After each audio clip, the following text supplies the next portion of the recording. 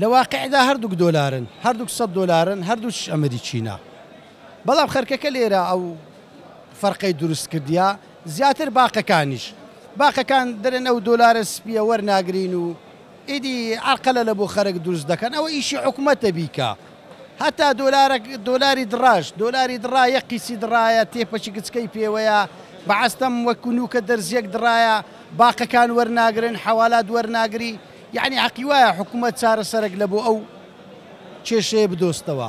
یعنی زەخت لە باقەکان بکە دۆلاری سپی و دۆلاری شین هەردووچی وەربگرن، هەردووک دۆلارە، هەردووک یەک وڵاتە، هەردووک یەک سعرە. ئەخە باشە بۆ ئەو ئێستاکە لە دۆلاری سپی و دۆلاری شین لە بازاری ڕوبعەکە تا 300 دیناری فەرقە.